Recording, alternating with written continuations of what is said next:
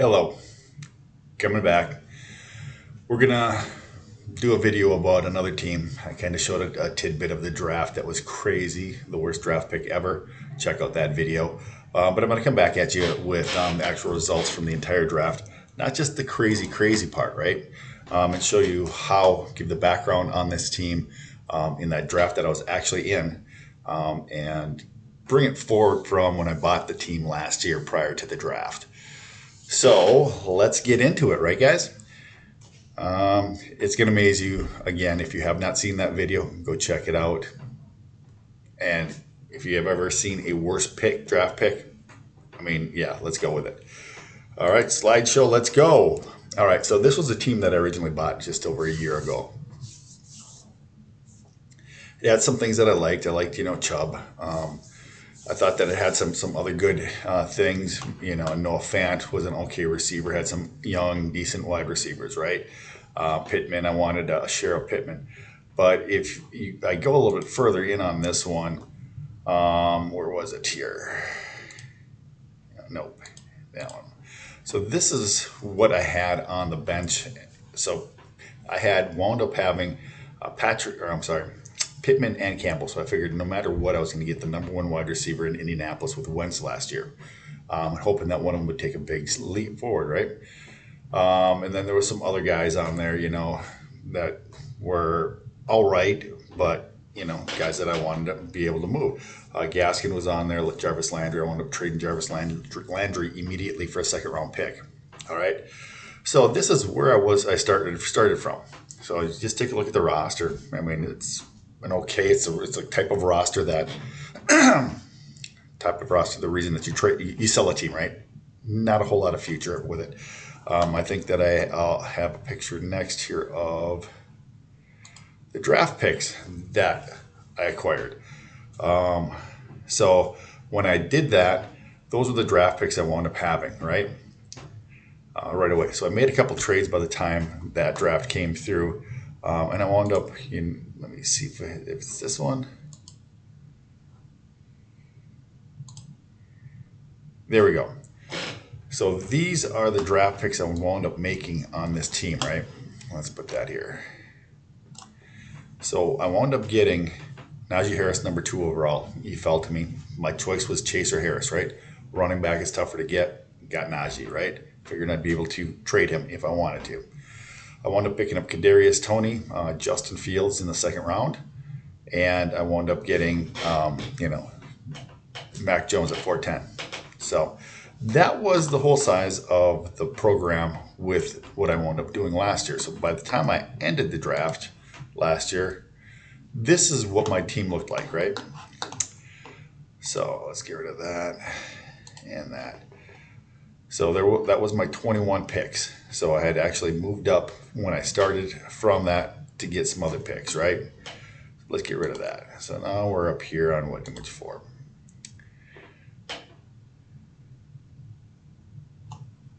Okay, nope. That's a little bit later on in the program, right? So let's go. So that was what we had by the end of last year. This is what the roster looked like. I wound up at the trade deadline and I gave up first round pick and Fields for Barkley. I wound up trading Fant and second round pick for Kelsey. So this is what I had prior to the draft, or prior going into the draft, early at the turn when they reset your team. So that was basically the roster I had. Had a lot thinking that Deshaun would come back. So basically, I had Kamara, Najee Harris, and Saquon Barkley coming in. And I wanted to increase because I wound up getting the 3rd overall pick. We'll get into that here in a second. So this is my pre-draft roster, right? So image 4, Paris Campbell. Let's go here. All right, so yeah, these were my draft picks coming into this season, right? So I had the 3rd, 1, 3, and this is where my seconds and thirds, and this is the next year's draft picks. So this is what I had coming into the draft, right?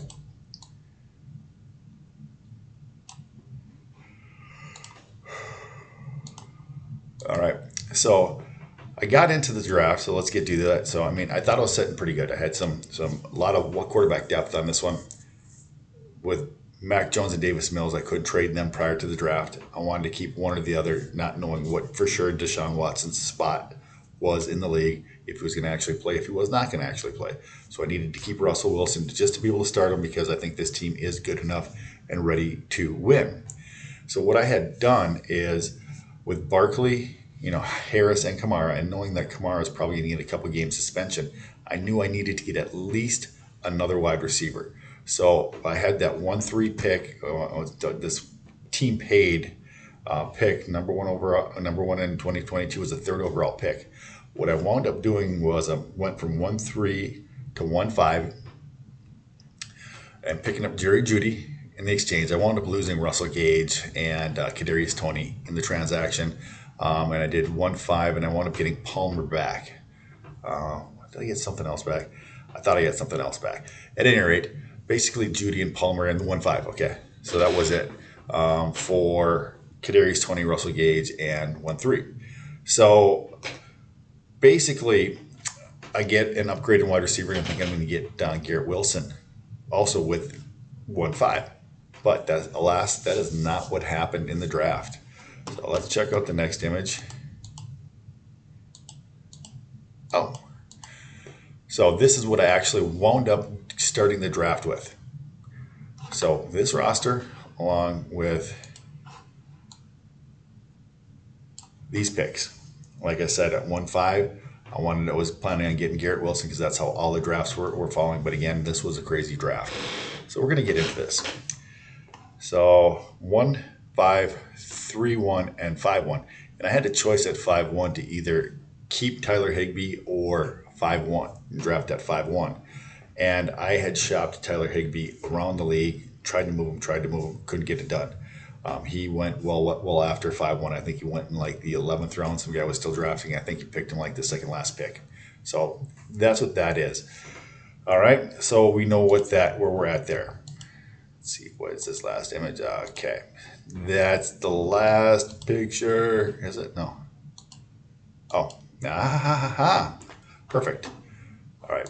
So let's get into back into. There we go. So next thing, so here was actually the first round. So we knew what my roster was, and of course I'm at 1-5. And the draft didn't quite break as I and most people would think it would. Normally it's been Breece Hall, Walker, London, Burks, Garrett, or Jameson Williams, right? Well, this is nothing like that, right? So as we look down at, there's several things, and definitely just try not to look at the bottom of the screen with what happened there. I mean, Cordarrelle Patterson is a fine player. He's being moved back to wide receiver from running back. Probably going to be like Debo, but he's 31 years old. This isn't redraft. This is Dynasty. 111 for Cordarrelle Patterson. Terrible. Terrible draft choice. Thank you for pushing people down, as you can see later. I hopefully take advantage of it. But pick number 12, and this is why this is the worst draft pick ever. Number 1 is a dynasty league. Number 2, you're picking a defense. Number 3, it's your backup defense. That manager already had the Buffalo Bills, which should be the number 1 defense, right, in the league. Kept him as a keeper, drafted the Los Angeles Rams as a backup defense. Is that bad enough? Well, let's take it one step further. If any of you have looked so far, the Rams and the Bills share the same bye week. Put that into your little noggin computer and compute. Oh, give me a result on that, how bad that is. You use pick 112 on a team that you're going to have to, or on a defense that you're going to have to cut just so you can acquire a defense to play. Or at best, you're going to trade them for a defense that was drafted late 4th or 5th round or a free agent for your 1st round pick. That's using this. Let me tell you, that's using that. So as we can see, it's just not a standard draft the way it broke down that way. It gets a little better here in the second round as we go through. So on this team, we get Sky Moore coming in and Christian Watson. Guys are falling pretty the way they go. Algier gets reached on big time. Spiller is up there. Dotson should have gone before both those running backs, right? Then probably White, and then those guys should have probably fallen in there. Wan'Dale Robinson got really reached, and I've been seeing that more in drafts where people are liking that. I don't know if if these drafts are getting weird in the end of June and July because these guys are more the part-time dynasty guys, or what the deal is. David Bell is a nice pick at 20. I mean, he's normally at 15 or 16, right? So Brian Robinson is fine. A perfect spot there. Price, I'm fine with that. Mechie, yep. Hassan Haskins. Well, this left me, remember, I had 3.1. Had left me with two guys on the board that I wanted, right? So the two guys I wanted were obviously right there. But wait a second. I did not have a second, third round pick. I had 5.1. So let's look at the thing. What I wound up doing, I grabbed the wrong thing. How dare you? No, why can't I get that one? I just put it up there. Oh, you're not. You're locked. What the heck? All right, let's get this down here. So I wound up giving up by 5-1 and my second round pick next year. Now, he saw what I started with, and I'm thinking that I'm going to have a pretty good team, pretty solid team, and that this second round pick is going to be equal to a second round pick by getting, Pierce, being that he is supposed to be going in the mid-second. So I think I'm actually, by giving away a second for a 3-2, I'm actually getting a bargain, and I get the guy a year early, so I can then trade him or use the capital for that. But at that point, with Gainwell and Pierce, I thought I made steals at 3-1 and 3-2. Because they should be both higher than that. I mean, if you can trade Gainwell for a mid-second round pick, do it.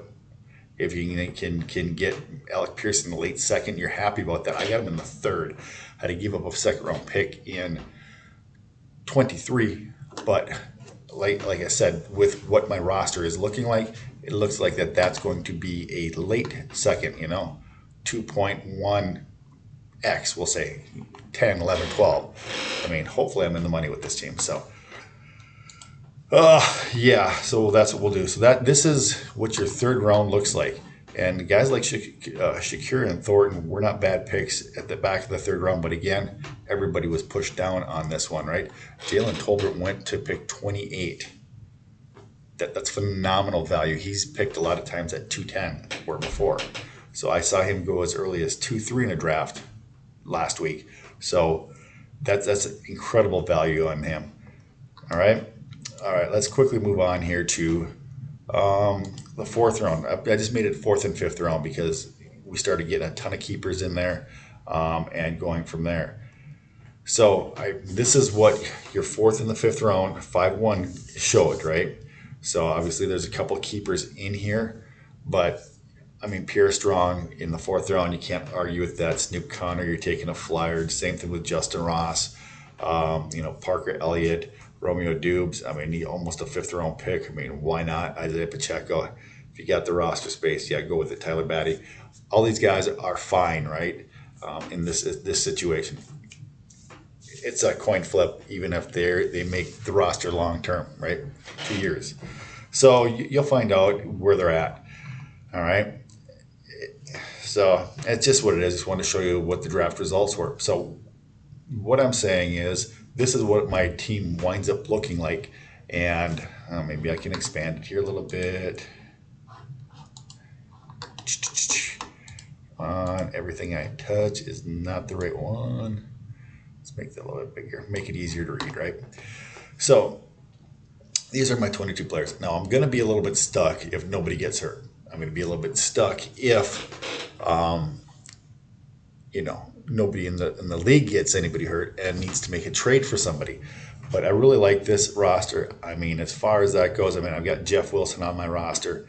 he can be a cut. So I just need to get rid of one other player to, you know, make my roster, you know, sing with the kicker and the defense yet. And I've also got Myles Gaskin. So those two guys will prove out. Chris Evans, he should be the solid backup in Cincinnati.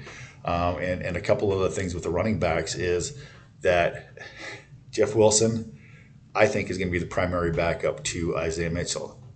One of the other two teams that are my competitors, Isaiah Mitchell is one of his main backs. All right. Chris Evans and Gus Edwards are on, I think, the most formidable team. They're the backups for Mixon and Dobbins, who that guy has. So that's one of the reasons why I want to keep those guys is I'm playing a little offense by good defense, right? So if those guys, like if Dobbins doesn't come back in time, presumably Gus Edwards is going to be starting, right? And that's going to hurt his team. Also, same thing if Mixon goes down. Well, I've got the backup, and that's going to increase the value, increase the strength of my team. I'm going to be hurt in the beginning of the year because Kamara is going to get hurt. But I think I'm fairly secure with Amari Cooper, Jerry Jeudy, and Darnell Mooney. Then I've also got to pick somebody else. Running back, if Gus Edwards is the number one guy going into week one, if Dobbins is not healthy, he's going to be the guy. You know, otherwise I got to shoot for somebody. But obviously Kelsey's a plug-and-play tight end. Brevin Jordan is just the guy who I think is going to have a big year. And if I need to, I can always dump him, right? So that's how everything's setting up with that league, right? I guess getting up to the very end here, the logo, the image, right? So with this one, this is what I was left with picks. As you can see here, actually, let's make it a little bit bigger so I can read it. So as you can see here, in 23, I am left with my first, which is presumably going to be late. The Hawkeyes third, he's blowing it up, so that's going to be an early third. So that's kind of like going to be within 4 slots, hopefully, of where my second round pick that I just gave up was. And then I've also got Smoking Aces, and he is one of the two main competitors, I think, in this league. So he's going to have a late round pick. And then obviously my 4th round pick and the other 4th round pick was Savage. He's the worst team in the league. So him and Hawkeyes. So I've got early third and early 4th, late 4th, late 3rd to be able to move around next year's draft if I need to, or I can dump those picks if the roster doesn't hold up and I get a bunch of injuries like I did last year and I fall all the way to the bottom like I did last year. So that's what the tail of the tape is on this team. The draft is done. I think it's a solid team. I plugged the team into RotoTrade, and they say I'm supposed to be like 10-4, losing the semifinals. I mean, I definitely think it's a team that's worth and worthy of making the playoffs. But from what I had started with to what I have now, I think the team is much better, even though I still got some of the main parts there. Mooney, Gaskin, you know. As soon as I got into this league, I traded Chubb for Kamara. The guy gave me an awesome deal on Kamara because he had Michael Thomas and Kamara. He didn't want to have both superstars from one offense, so he made me a deal. And I actually, you know, that's how I got one of the second round picks last year, because I gave him, if I remember the trade correctly, I gave him Chubb, I gave him Samaje Perine, and like a 3-2 or something like that. Probably was 3-2. I got back Kamara, I got back Gallup, Dallas wide receiver, and I got back 2-6, I think. So one of those second round picks I showed you that I made last year. So that's how I got one of those. Made some big trades in this league, and this is what happens. Go for superstars, and you make your team a super team. Now, this isn't a super team. There's still got, you know, the wide receivers are totally unproven. And I keep trying to hit on guys, and hopefully Paris Campbell could be the second wide receiver, or Alec Pierce, which is one of the reasons why I wanted to move up and get Alec Pierce, is because for sure I've got the number 2 wide receiver in Indianapolis, right, with Matt Ryan. And if he becomes competent, then Matt Ryan, one of those two guys is going to become my 4th receiver for sure. So And DJ Shark, I think, is going to be on a big year. So I definitely think that he could wind up being my third round or my third overall or fourth overall receiver. I did not want to move Russell Gage because I think that he's going to be on a big year. I did not want to move Kadarius Toney because I think he's got a ton of upside.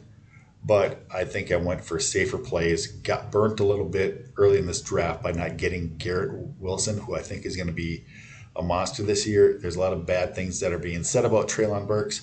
But if we go back with Burks coming out of the college season all the way up to the NFL draft, Burks was, or the combine, not the draft, all the way up to the combine, Burks was the number one wide receiver prospect. All right. He didn't run his 4.3 like everybody thought. He wasn't quite as big as everybody thought, but maybe he just plays that big. Maybe he just looks that fast on tape because he runs away from guys. There are guys that just have that football speed they've got because they're a football player. The biggest question with him is he going to be able to learn the offense in time to be able to make a difference this year, right? So the other option is there's a lot of people that still love Burks. I could trade him for a more proven wide receiver and maybe a pick. So those are all options that are on the table with this team. But the way it sits, I think it's a pretty well-rounded team. It's not the type of team that I want. A team that I really want is the type of team that I'm going to show you in the next video. And that one is my bingo team. Because bingo, that means you won, right? So, yeah. And pretty stupid. Yeah, I get it. Kind of like C2 and having, Bitcoin on there. So this team's doing the opposite of what Bitcoin is. Bitcoin's going, vroom, and this one's going, right? So totally stupid. But be that as it may, this is the team. This is where it's at. I think I like it a lot. And we'll go from there. This one video was more about showing you the progression of the team, showing you a weird draft, showing you how to make maneuvers when there is a weird draft and not being stuck on saving all of your picks. If there's a guy in a round who's fallen a half a round or more, go and get that guy. Just go and get him. If you have a conviction about him, if you think that they're going to be good, if they fit into your team concept and plan. So I wanted 2 Indianapolis wide receivers. I got 2 Indianapolis wide receivers. For sure, I've got the number 2 wide receiver in Indianapolis with Matt Ryan, right? What's the beautiful part about that whole trade? If Paris Campbell does have a blow-up season and Alec Pierce is showing that he is good, Indianapolis just says, all right, you go on your way, Paris. We paid you. You're injury prone. You just move on. Well, now I may have a number 2 wide receiver somewhere else, or he's going to be signed somewhere and he's going to have a big name rush next offseason, and I can sell him for even a nicer asset. So, and I picked up Paris Campbell off of waivers. So it's one of those deals, you almost can't lose. Well, you can lose, but you almost can't. So those are the things as far as with this team that I've done. And like I said, starting lineup, let's just run it down here real quick. Russell Wilson. We'll just say Russell Wilson because we don't know what the situation is for Deshaun Watson. Mac Jones and Davis Mills, one of those guys is going to be the quality backup. Start one game, week 9, right? Saquon, Najee Harris, Alvin Kamara. Almost everybody would love to have a starting backfield that looked like that, right? So, I got 3 guys in the top 15, and a couple of the guys who might wind up being starters at times this year. Even Gaskin, when Chase Edmonds gets hurt, he's probably going to be a starting running back. My biggest deficiency, obviously, is the wide receivers, Amari Cooper, Jerry Jeudy, and Mooney. And I would probably rank them Mooney, Cooper, Jeudy, to put them in the right space, right? I think Mooney is going to be a borderline top 12 guy, maybe 15. I think easily a top 20 guy. Amari Cooper, depending on Deshaun Watson's suspension, I think that he'll still put up, top 30 type numbers. And that's why I put, Jeudy as my 3rd wide receiver, because he could easily be top 10. He could easily be top 20. He could be top 30 or top 40, right? He hasn't put a full season together. He hasn't stayed healthy all year. So that's where my problem is going to be coming in. But that's where I'm hoping I've got some built-in, backup help with DJ Shark, supposed to be the number 1 wide receiver in Detroit, at least for this year, or the majority until Williamson is up to speed. Treylon Burks, who knows how he pops out of the gate. Who knows if somebody doesn't make me a massive trade offer for him, right? And then Josh Palmer is supposed to be running with the first team also. So then you get back into having the number 2 wide receiver for Indianapolis. But then they got to choose the right one on a weekly basis. And then Kelsey, again, is the plug and play, set it and forget it tight end.